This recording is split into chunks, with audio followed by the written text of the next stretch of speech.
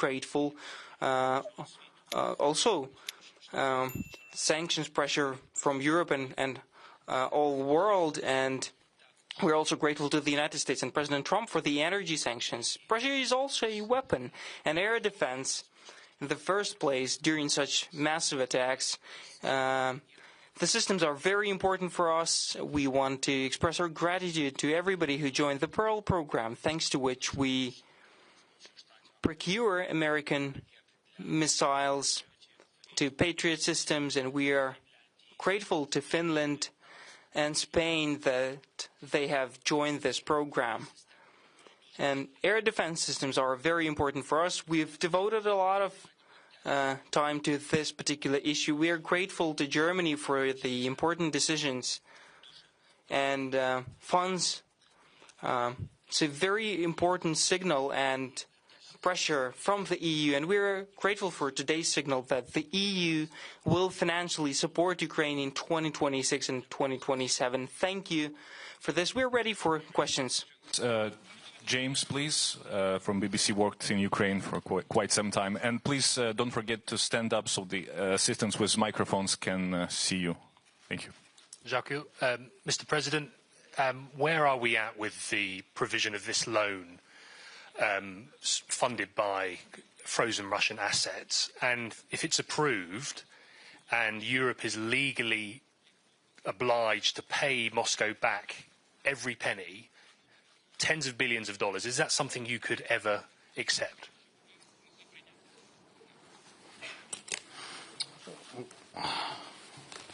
Ви знаєте, ми такий довгий час. You know, for quite a long time, for quite a long period of time, we've Any kind of decisions on frozen assets, you know it. By the way, it's not a secret. You know that we used some benefits on these assets. Also, the way to these decisions using benefits on these assets, Russian frozen assets, was also long and not simple. But we made these decisions in unity. This is important.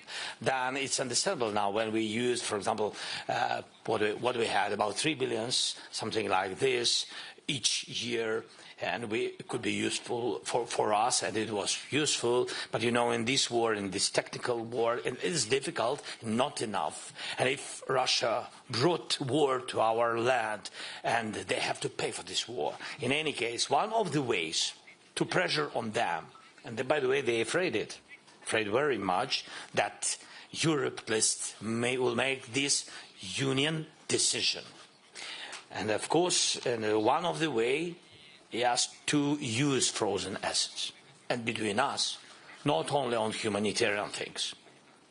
Yes, because they attack us. We need to defend and answer. If we don't want to give them possibility to win, not only defend. Yes, and that's why, as I said, that we are today can be closely to this great decision to use frozen assets in one or another way. For today, it doesn't matter, and it's early to speak what we will allow or will not. The main thing that today, I hope, God bless, that now there is, they have meeting and the EU leaders, and I hope that they will make political decision, positive decision in one or another way to help Ukraine with funds, yes, basing on frozen assets. And of course, this is a big deal. Thank you. Ukraine's public broadcaster, please. Please don't forget to stand up. Valeria Pashko, public broadcaster of Ukraine. I take this opportunity to ask in Ukrainian. Тож, пане президенте, нещодавно... So, Mr. President, recently Wall Street Journal has written that the United States have finally lifted all restrictions on using long-range weaponry to target Russia. Can you confirm that, and do we already have a list of targets that we would like to hit with these weapons, and maybe with some other alternative long-range capabilities? Thank you. Thank you. I'm not sure that I will now give something new to you. we have a clear usage of long-range capabilities that are Ukrainian-made, and we are utilizing Ukrainian-produced things from 150 kilometers to 3,000 kilometers range. These are our state-of-the-art capabilities, and the question is how to get additional finances to produce massively those long-range capabilities that we have. By the way, the issue of assets is also very important to us, to use it partially for Ukrainian production and undoubtedly for European production, for the production of our other partners. So these are important decisions. I do not know who writes what. We have never used long-range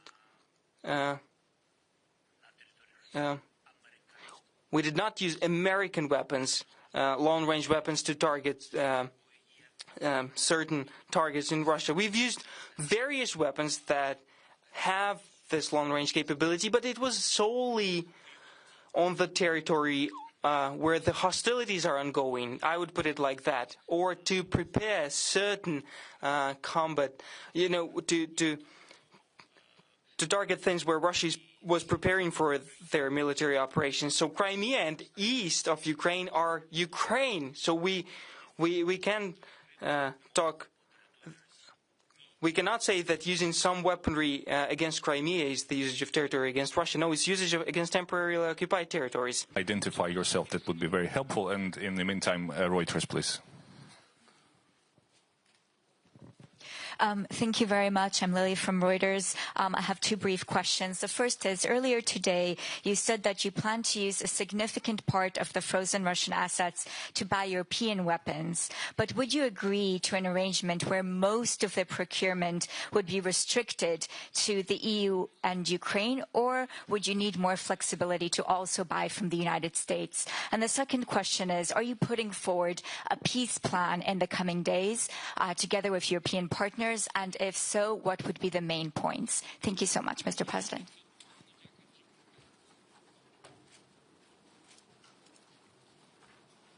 Thank you so much. So, first of all, my position that, first of all, we need to use any kind of Russian money for Ukrainian production and increase it. It's cheaper and quicker. And we speak, first of all, about long range. It's about drones. It's about electronic warfare, systems of electronic warfare, and it's about missiles. We have one, the second, and the third. Yes, and we will increase it. In any case, we will have additional money. You know the capabilities of Ukrainian defending industry. Only the part of drones and missiles for today is 35 billion per year. It's our capabilities. But we used 3 times less. And that's why, first of all, we will use it for this component. The second one is about our EU friends. They are with us from the very beginning of the war. And there are a lot of different things like very important, for example, intelligence, drones for intelligence. Then very important artillery rounds. We don't have enough. And we made, I think, infrastructure already in Europe, building 155 artillery rounds. Not the most important for today. Drones are more important, but this is also important. It's number 2. That's why I said the package number 2 is from Europe, and it's understandable because money are from Europe. And it's understandable that the second package is European. We are ready to spend this money, to co-production also. So we are ready for this. And also air defense. But against the ballistic, we like or not, I mean, and it depends on one or another leader, but we have to recognize United States has PAC-3. And only one way for today how to destroy ballistic missiles from Russia, taking our infrastructure, civilian infrastructure, energy, water, gas, everything. I mean, electricity, gas, everything. So this is the package number 3. And about plan. No, really between us, I don't know I don't know about the plan. I mean, there's some European plan. I mean, we spoke with some partners, and we spoke with very good France, and of course they want to be ready for any kind. We don't want that somebody will, bring on the table some plan of somebody from Russia through one or another third country. So we don't know. That's why, of course, European France, and they are real France, and they're nervous about it. And of course, the suggestion is to prepare some points. But we know what to do. Yes, stay where we stay. First, we have to ceasefire. And if Russia is ready to speak, we're ready to speak. This is the plan between us. The plan begins from ceasefire. The plan begins even not with ceasefire. The plan begins with will to sit and speak, not to stand and fight using, any kind of all the kind of missiles against just civilians, children. Yesterday they attacked a kindergarten. The second army, how they said, the second army of the world, yes, fighting against Ukrainian children. This is exactly.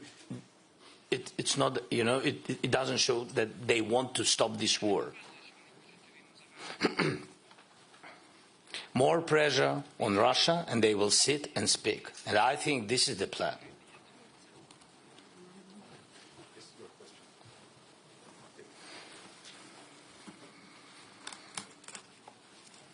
Yes. Hello? Can you hear me? Karen Axelsen from the Danish Daily Politiken.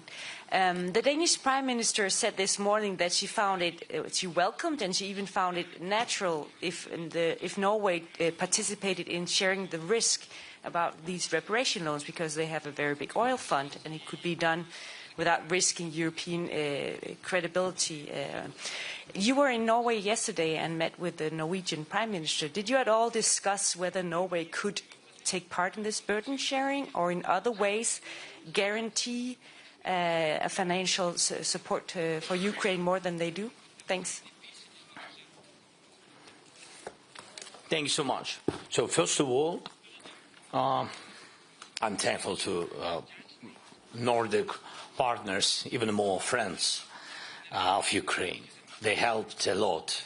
Now focusing on Norway, and we are thankful to Jonas, his team, and people of Norway. The package is big of Norwegian support, and we are thankful for this.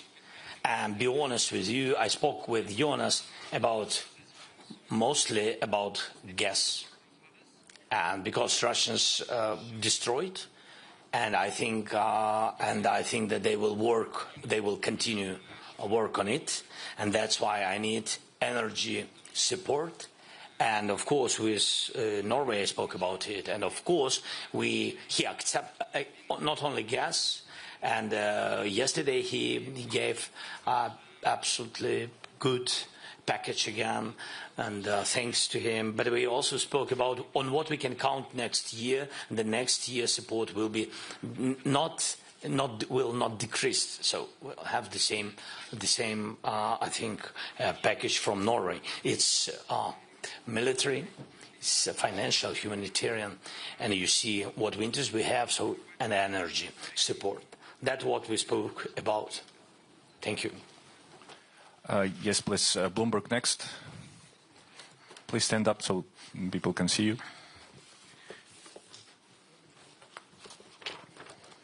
Thank you, Mr. President. Andrea Polishano from Bloomberg.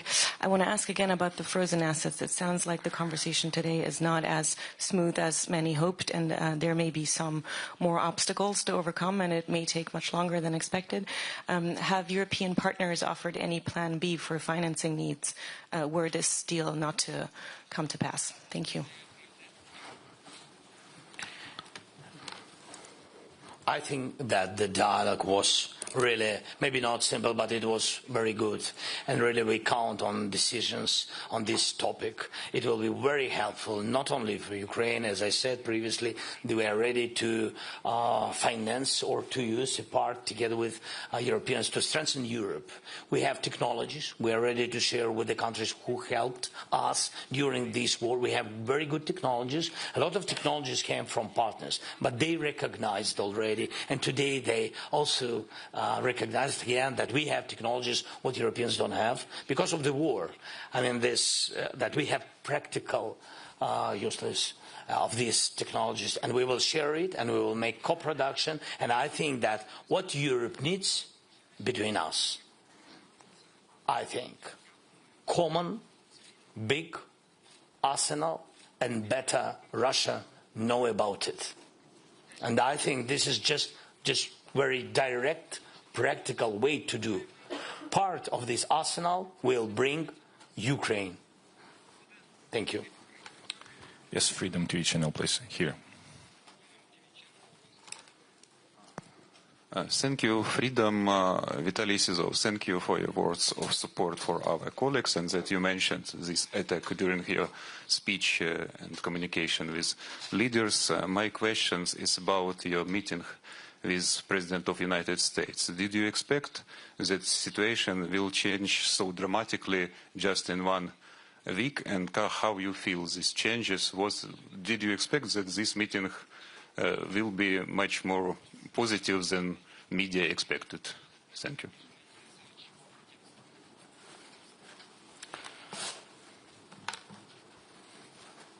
The result of this meeting,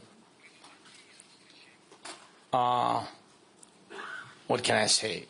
And we'll not go to details. So the result of this meeting, we have sanctions on Russian energy. We don't have meeting in Hungary without Ukraine. And we have not yet tomahawks. That's it. This is the result. I think not bad.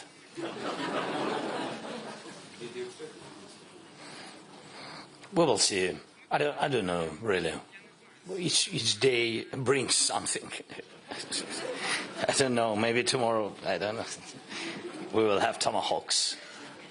I don't know. I don't know. Thank you so much. Wall Street Journal, please, far in the back.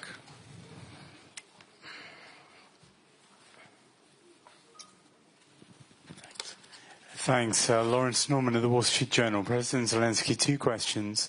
First of all, when does Ukraine need to have the reparations loan ready? When do you need to start receiving the money? And secondly, you commented after the Washington meeting to journalists, you talked about Steve Witkoff and how he was proposing that there could be land swaps and that you may need to give bits of Donbass back. Obviously, President Trump at the end of the meeting said the contact line should be the starting point. But President Trump has been known to change his mind on occasion. How secure do you feel that the US is now convinced that the contact line should be the starting point for a ceasefire and it will not change its mind again? Thank you. Very difficult question. Yeah, really. About the swaps, sometimes we call it swaps, but I agree with some of my friends and partners. It's not the swap when you exchange your territory on your territory. This is the first. It's not the swap when you exchange nothing to your territory. I mean, this is just wishes of somebody. I don't know why. So I mean, it means that, look, Russians will not get some additional land if you will go back from your land. It's not swap, something crazy. I don't know what that means. And we don't like swap. In any case, we will not recognize swap on our territory. It's about our sovereignty. It's not acceptable. This is the first. The second, we need, maybe it's the second. This first, you ask about this money. We need it in 2026, and better to have it at the very beginning of the year. But I don't know if it's possible. I don't know. Not everything depends on us. Something depends, and it's good in this question, but not everything. We understand who can block, and we will work with these people. And it's a pity some of them are ready to work, but some of them, it's a pity, even don't ready to listen. And so, but good news that not too much. I think one is not too much. So 1, 2, yeah. So and about what did you ask more? Sorry, I forgot. You asked me some questions. I think that was it. When do you need the money by? I think you've answered that, and your comments about Witkoff and how secure you feel that Trump will stick to the contact lines. But maybe you've already answered that. Okay. Unfortunately, thank you so much. Unfortunately, we have time for one last question, and let it be here from Japan, right?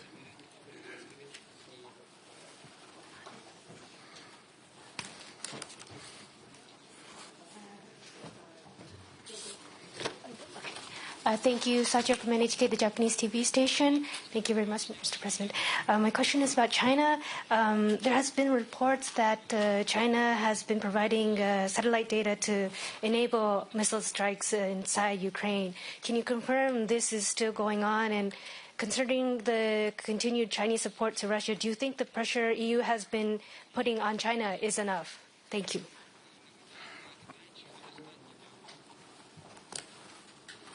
Thank you very much. China is a very difficult question, really complicated. We don't have even permanent dialogue with Xi Jinping, and we had some phone conversations, and he said to me that he will not sell weapons, and I know nothing about really packages of weapons. But I know one thing: China helps Russia, doesn't help Ukraine, and not interested in our victory and in Russia losing, to my mind. And it's not only my mind. I think that's mostly countries who understand what's going on with relations China, United States, and Russia, and Europe. Yes, so understand the same things. I think so. So they are not interested. Yes, Europe has to be strong. They are not interested in unity between USA and Europe, and they are not interested in weak Russia. And that's why I think that they help Russia. Thank you. Thank you, dear colleagues. Unfortunately, we have to go, and so the event is over. Thank you.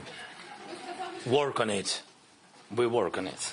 Thank you so much. Thank you. All the best.